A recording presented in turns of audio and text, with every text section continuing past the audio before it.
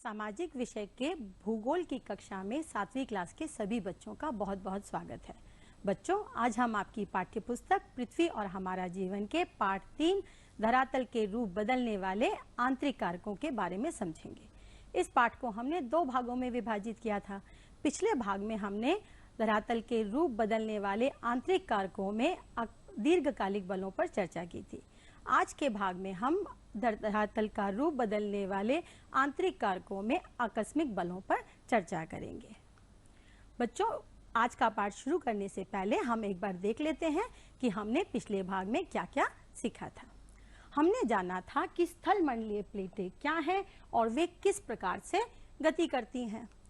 हमने देखा था कि स्थल मंडलीय प्लेटों की गति के कारण ही पृथ्वी के धरातल पर परिवर्तन होते हैं। उसके अलावा हमने जाना था कि स्थल मंडलीय प्लेटों की गति के कारण पृथ्वी के धरातल पर कुछ आंतरिक बलों की उत्पत्ति होती है।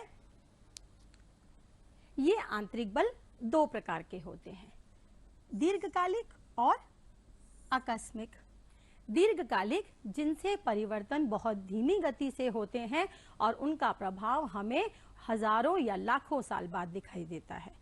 आकस्मिक यानी जिनसे परिवर्तन बहुत शीघ्र होते हैं, तीव्र गति से होते हैं और उनका प्रभाव हमें तुरंत दिखाई देने लगता है।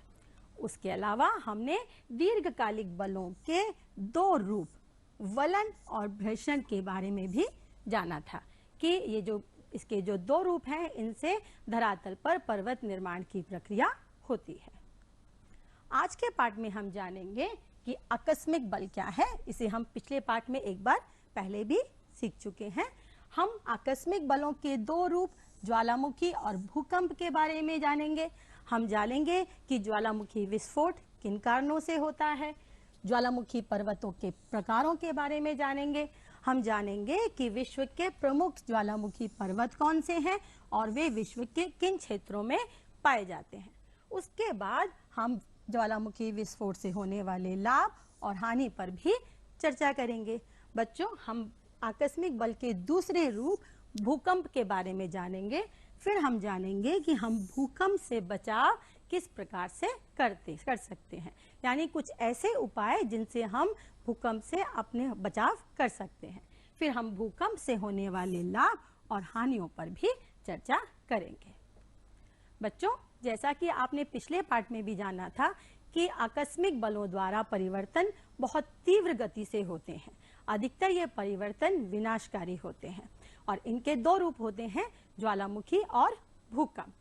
सबसे पहले हम जानेंगे ज्वालामुखी के बारे में। बच्चों, आपने शादी में या किसी अन्य त्योहार में या किसी समारोह में आपने अनार को जलते हुए अवश्य देखा होगा। जब अनार में हम आग लगाते हैं तब क्या होता है, उसके अंदर भरा हुआ बारूद बहुत तेजी से बाहर निकलता है और चिंगारी, राख, गैस के रूप में आसपास फैल जाता है। इसी प्रकार आपको पता है कि पृथ्वी के अंदर भी मंडल की एक परत है। ऊपर भूपर पट्टी की परत है, उसके नीचे मेंटल की परत है।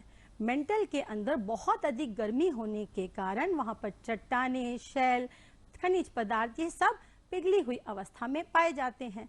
कभी कभी क्या होता है कि कुछ आंतरिक उथल पुथल के कारण ये जो मेंटल का मैग्मा है, ये धरातल से ऊपर एक विस्फोट के रूप में बाहर आ जाता है। तब हम इसे ज्वालामुखी विस्फोट या ज्वालामुखी उद्गार कहते हैं।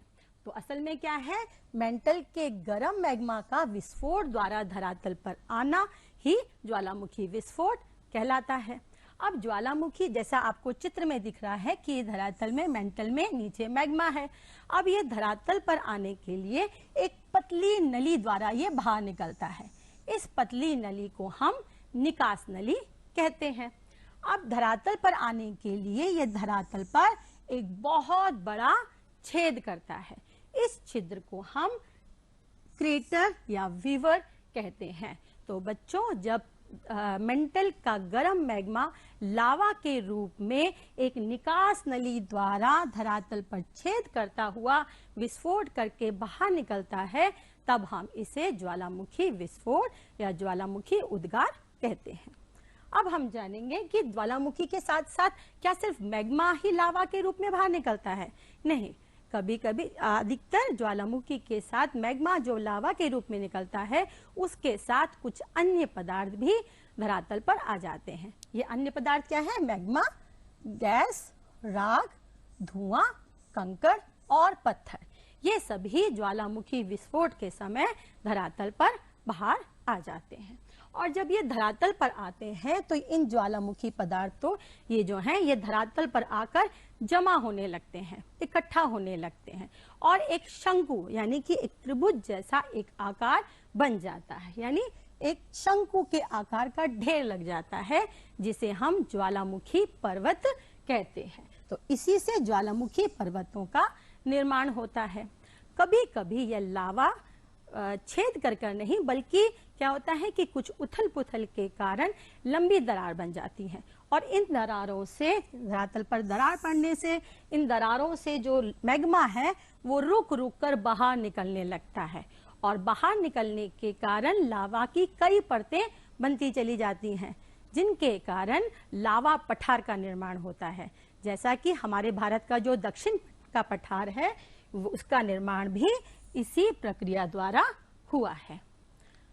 आपके मन में जिज्ञासा हो रही होगी कि ज्वालामुखी उद्गार किस कारण से होते हैं, यानी ऐसे कौन से कारण हैं जिनके कारण ज्वालामुखी विस्फोट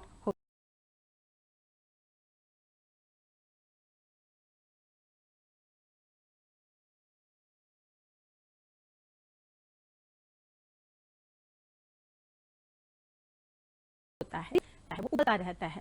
और ये मैग्मा क्या है? ये चट्टानें जो हैं वो तरल रूप में वहां उपस्थित रहती हैं। गर्मी के कारण खनिज पदार्थ पिघली अवस्था में पाए जाते हैं और ये इतनी गर्मी होती है कि इनमें एक उबाल जैसा आता रहता है। आपको पता है कि भूपरपट्टी कहीं पर मोटी है और कहीं पर थोड़ी सी पतली और थोड़ी कमजोर है। तो जहां कहीं भी भूपरपट्टी थोड़ी सी कमजोर है, थोड़ी पतली है, वहां से यह मैग्मा लावा के रूप में धरातल पर बाहर निकल आता है। तो भूगर्भ में अत्यधिक ताप होने के कारण चट्टानों का पिघली अवस्था में पाए जाना, उनमें उबाल आना, उसके बाद भूपरपट्टी का कमजोर होना के कारण ये मैग्मा लावा के रूप में बाहर निकलने लगता है। उसके अतिरिक्त हमने पिछले भाग में जाना था कि स्थल मंडलीय प्लेटें भी गति करती रहती हैं जिनके कारण कुछ बलों की उत्पत्ति होती है। जैसे स्थल मंडलीय प्लेटें जब आमने सामने की दिशा में गति करती हैं तो एक प्लेट का एक भारी किनारा दूसरी प्लेट के पतले हल्के किनारे के नीचे धंसने लगता है जिसके कारण वो पिघलने लगता है और लावा के रूप में बाहर आने लगता है। बच्चों, आपने अपने घरों में कुकर में दाल या सब्जी बनते हुए अवश्य देखी होगी। आप जब दाल बनाते हैं तो उसमें पानी डालकर हम उसमें कुकर का ढक्कन बंद कर देते हैं। अब दाल का पानी जब गर्म होता है तो ये भाप बनने लगता है। भाप का जो उसकी वजह से कुकर के अंदर दबाव बढ़ने लगता है। क्योंकि कुकर का ढक्कन बंद होता है इसलिए भाप आसानी से बाहर नहीं निकल पाती है। अब जैसे जैसे भाप बढ़ती जाती है, दबाव बढ़ता जाता है, तब ये भाप क्या करती है? सीटी के द्वारा बाहर की तरफ निकल आती है। और आपने देखा होगा अगर दाल की मात्रा ज्यादा है तो भाप के साथ साथ दाल का पानी या कुछ अन्य पदार्थ भी सीटी के द्वारा बाहर निकल आते हैं। यही प्रक्रिया ज्वालामुखी विस्फोट के समय भी होती है। कई बार बारिश का पानी या समुद्र तटों का पानी रिस कर धरातल के नीचे जाता रहता है और जब ये नीचे जाता है तो बहुत अधिक गर्मी होने के कारण क्या होता है? ये भाप बनने लगता है, यानी वाष्प में बदलने लगता है और वाष्प का आयतन बहुत ज्यादा होता है तो उसकी वजह से पृथ्वी के नीचे दबाव बनने लगता है और भूपरपट्टी जहाँ कमजोर है वहां से ये भाप बाहर आती है और इस भाप के साथ साथ मैग्मा लावा के रूप में बाहर आ जाता है। और बच्चों, इस एक और वजह है ज्वालामुखी विस्फोट की, वो है भूकंप। यानी कभी कभी क्या होता है कि भूकंप आने के कारण धरातल पर बड़ी बड़ी लंबी लंबी दरारें बन जाती हैं और जहां भूपरपट्टी थोड़ी कमजोर होती है वहां से ये जो लावा है ये बाहर निकलने लगता है। तो अधिकतर यही कारण है ज्वालामुखी विस्फोट के, भूगर्भ में अधिक ताप होना और भूपरपट्टी का कमजोर होना। जैसे आपको पता है, आपने घर में रोटी बनते हुए अवश्य देखी होगी, जब रोटी गर्म हो जाती है तो फूल जाती है। फूलने के कारण क्या होता है, कभी कभी रोटी का वह भाग जो थोड़ा सा पतला होता है वहां से ये रोटी की भाप निकल जाती है। कभी कभी रोटी में दरार भी बन जाती है और वहां से भाप निकलने लगती है। बिल्कुल ठीक ऐसे ही जब भूगर्भ में अत्यधिक गर्मी होने के कारण जहां भूपर पट्टी कमजोर है वहां से ये मैग्मा लावा के रूप में बाहर आने लगता है। बच्चों, ये ज्वालामुखी विस्फोट जब होते हैं तो ये हमेशा इनमें लावा नहीं निकलता रहता है, यानी ये हमेशा सक्रिय नहीं रहते हैं। सक्रियता के आधार पर इन्हें 3 वर्गों में बांटा गया है, सक्रिय ज्वालामुखी, सुप्त ज्वालामुखी और शांत ज्वालामुखी। हम बारी बारी से इनके बारे में जानेंगे। पहला है सक्रिय ज्वालामुखी। वे ज्वालामुखी जो हम सदैव क्रियाशील रहते हैं, यानी जिनमें से लावा हमेशा बाहर निकलता रहता है, उन्हें हम सक्रिय ज्वालामुखी कहते हैं। जैसे इटली का एटना और स्ट्रोम्बोली, ये सक्रिय ज्वालामुखी के उदाहरण हैं। और स्ट्रोम्बोली जो ज्वालामुखी है ये भूमध्य सागर में एक द्वीप पर स्थित है और इसमें हमेशा उद्गार होता रहता है, जिसके कारण पूरा आसपास का इलाका जो है वो प्रकाशमान रहता है। इसीलिए इसे भूमध्य सागर का प्रकाश स्तंभ भी कहा जाता है। विश्व का सबसे ऊंचा ज्वालामुखी दक्षिण अमेरिका का कोटोपैक्सी है। दूसरे प्रकार का ज्वालामुखी है सुप्त ज्वालामुखी। इस प्रकार के ज्वालामुखी में विस्फोट हुआ था लेकिन अब नहीं हो रहा है, लेकिन संभावना है कि विस्फोट दोबारा से हो सकता है। यानी एक तरह से देखा जाए तो ये सोए हुए हैं और पुनः जाग सकते हैं, यानी विस्फोट हुआ था, अभी नहीं हो रहा है, लेकिन विस्फोट होने की संभावना है। इस प्रकार के ज्वालामुखी को हम सुप्त ज्वालामुखी कहते हैं। उदाहरण है जापान का फ्यूजियामा और इटली का विसुवियस। ये दोनों ज्वालामुखी सुप्त ज्वालामुखी के उदाहरण हैं। तीसरे प्रकार का ज्वालामुखी है शांत ज्वालामुखी। इसमें कभी विस्फोट हुआ था परंतु अब विस्फोट की कोई संभावना नहीं है, यानी अब इसमें कभी ज्वालामुखी विस्फोट नहीं हो सकता। क्यों नहीं हो सकता? क्योंकि इसका जो मुख है वो ज्वालामुखी पदार्थों के से ही भर जाता है। जैसा कि यहाँ आपको चित्र में दिखाई दे रहा है, यहाँ पर ये जो इसका मुख है ये ज्वालामुखी पदार्थों के कारण बंद हो गया है और जो इसका छिद्र था उसमें पानी भर जाने के कारण क्या क्रेटर झील का निर्माण हुआ है। तो इस प्रकार के ज्वालामुखी में विस्फोट की संभावना नहीं होती है। म्यांमार का पोपा और संयुक्त राज्य अमेरिका के ओरेगन राज्य की क्रेटर झील ये शांत ज्वालामुखी के प्रमुख उदाहरण हैं। अब हम एक नजर विश्व के कुछ प्रमुख ज्वालामुखियों पर डाल लेते हैं।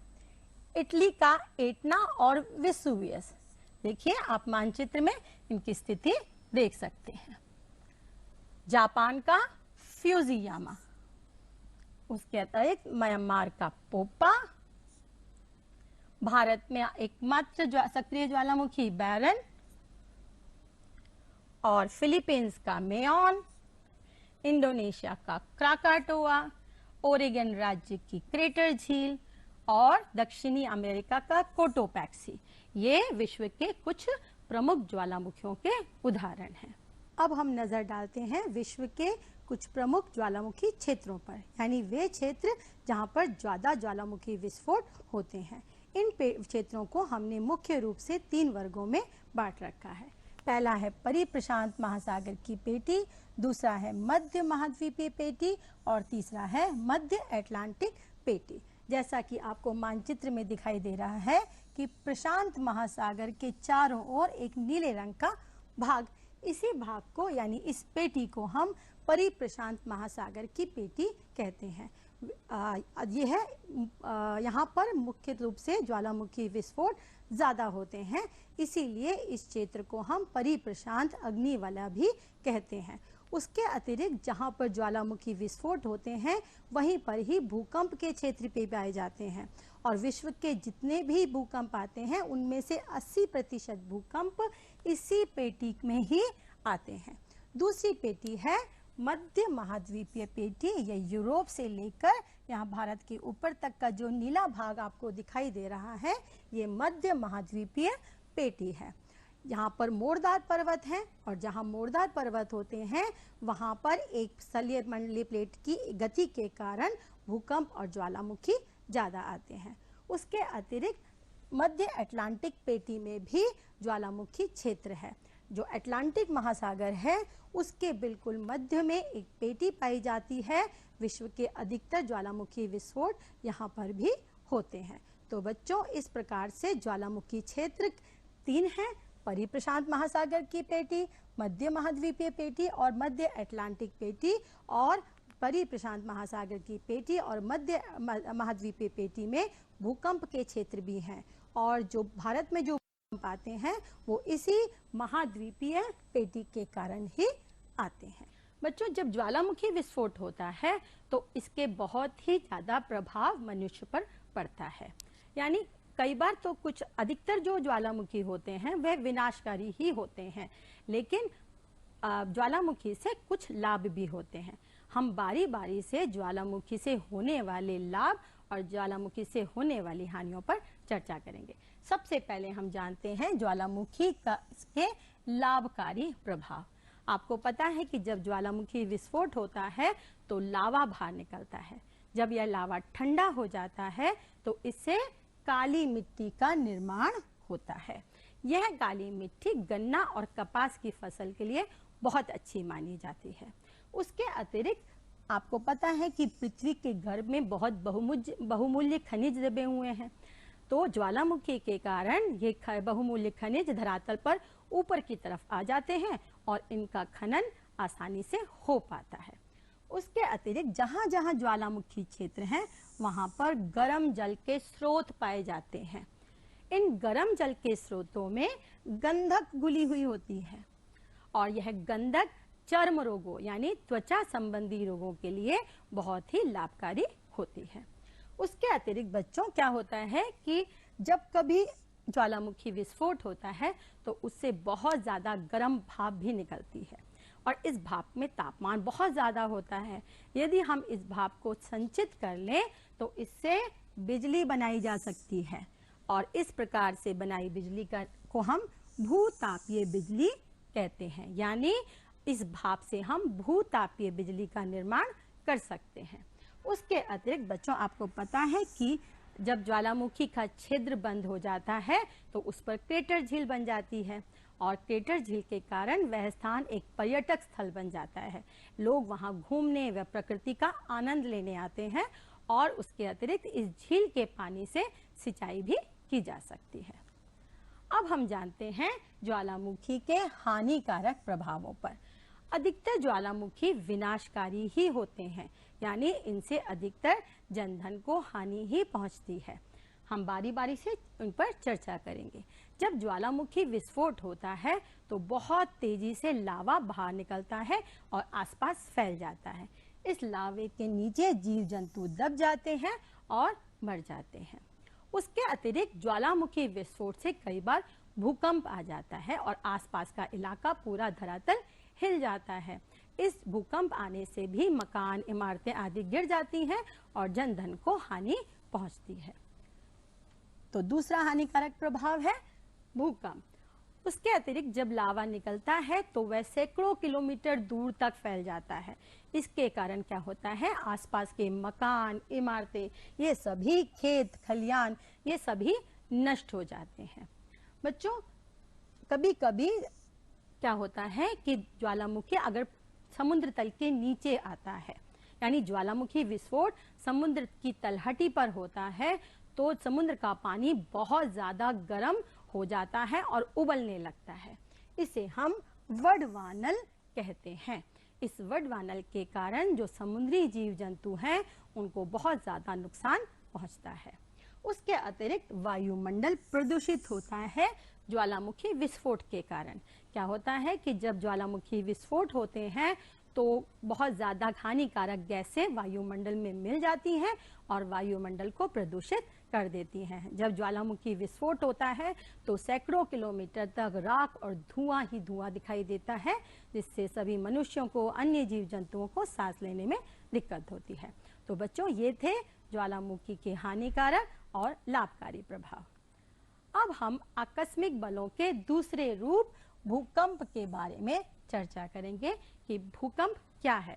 भूकंप क्या है? पृथ्वी की सतह पर अगर अचानक कंपन होता है तो इसे भूकंप कहते हैं, यानी धरातल हिलने लगता है। और ये भूकंप स्थल मंडलीय प्लेटों की गति के कारण ही उत्पन्न आते हैं, यानी पृथ्वी के अंदरूनी भाग में हलचल होती है, स्थल मंडलीय प्लेटें गति करती हैं, जिसके कारण धरातल पर भूकंप आते हैं। अब इन्हीं भूकंप हलचल के कारण भूकंपीय तरंगे उत्पन्न होती हैं। जैसे जहां पर ये भूकंप की तरंगे उत्पन्न होती हैं उसे हम उद्गम केंद्र यानी भूकंप का उद्गम केंद्र कहते हैं। इस उद्गम केंद्र के बिल्कुल ठीक ऊपर धरातल पर जो स्थित बिंदु होता है, जहां पर ये तरंगे सबसे पहले पहुंचती हैं, उसे हम अधिकेंद्र कहते हैं। और यहाँ से ये भूकंप की तरंगे चारों तरफ बिल्कुल ऐसे फैलती हैं जैसे आप शांत तालाब में अगर कंकड़ डाल दो तो वो उसकी तरंगे फैलती हैं, बिल्कुल वैसे ही फैलती हैं। और इनका जो भूकंप की तीव्रता होती है वो उस उद्गम और अधिकेंद्र में सबसे ज्यादा होती है, और जैसे जैसे ये चारों तरफ फैलता है इसकी तीव्रता में कमी आती जाती है। भूकंप की तीव्रता को हम रिक्टर पैमाने पर नापते हैं, और जितने अधिक रिक्टर स्केल का भूकंप होता है वह उतना ही हानिकारक माना जाता है। बच्चों, कभी कभी सुनामी आती है भूकंप के कारण। कैसे? कि अगर भूकंप का केंद्र समुद्र की तलहटी में होता है तो क्या होता है कि समुद्र में बहुत ऊंची ऊंची लहरें उठने लगती हैं, और ये ऊंची लहरें जब समुद्र तटों की तरफ जाती हैं तो एक विशाल रूप धारण कर लेती हैं, तब हम इसे सुनामी कहते हैं। इससे जनधन को काफी हानि होती है। बच्चों, भूकंप से होने वाले जो नुकसान है उनसे हम काफी हद तक अपनी रक्षा कर सकते हैं, यानी अगर हम कुछ बचाव के तरीकों को अपनाएं तो भूकंप से होने वाली हानि को कम किया जा सकता है। हम इसके बारे में बारी बारी से चर्चा करते हैं। सबसे पहले भूकंप रोधी इमारतें व मकान बनाकर, क्योंकि भूकंप से सबसे ज्यादा नुकसान इमारतों और मकानों को होता है, तो अगर हम भूकंप रोधी इमारतें बनाते हैं तो इसके नुकसान से बचा जा सकता है।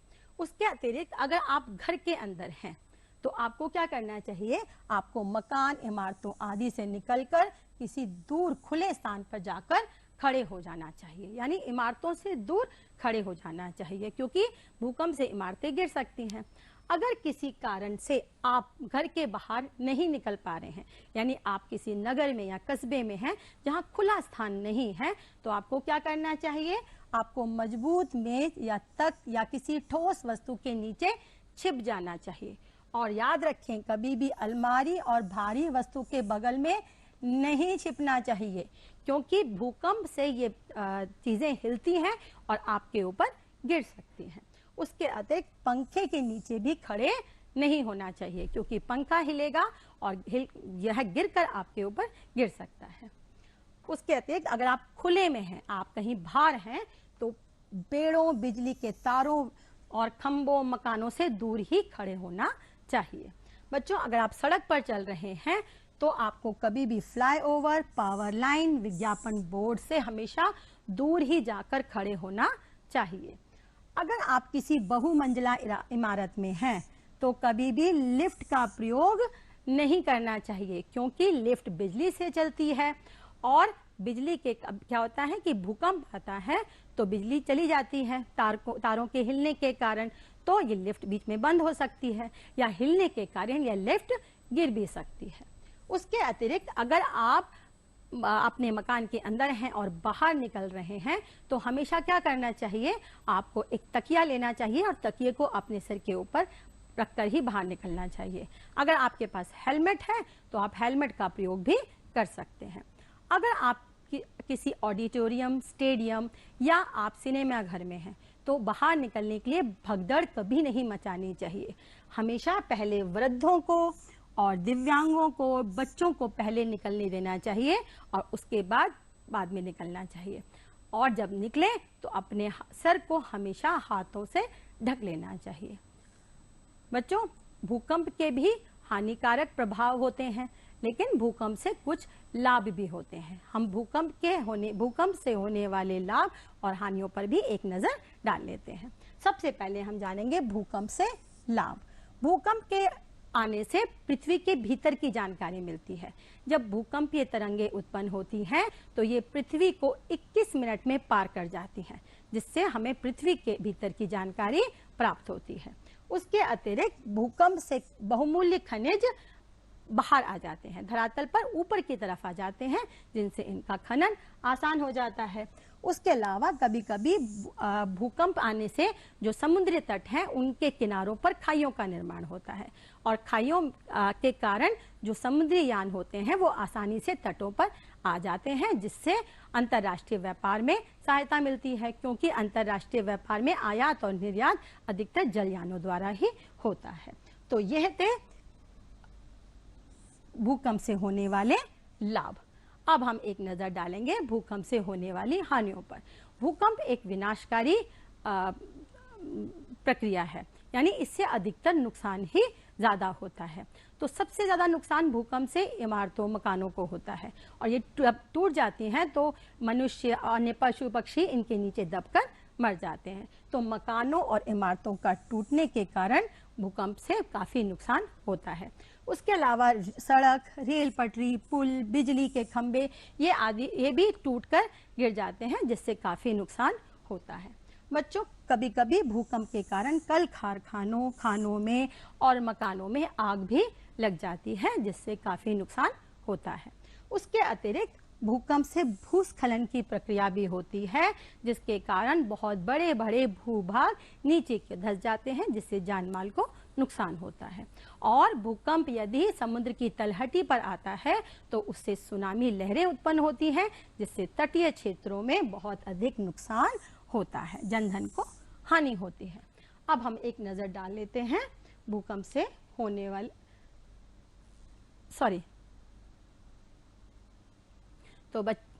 तो बच्चों, आज के पाठ में इतना ही।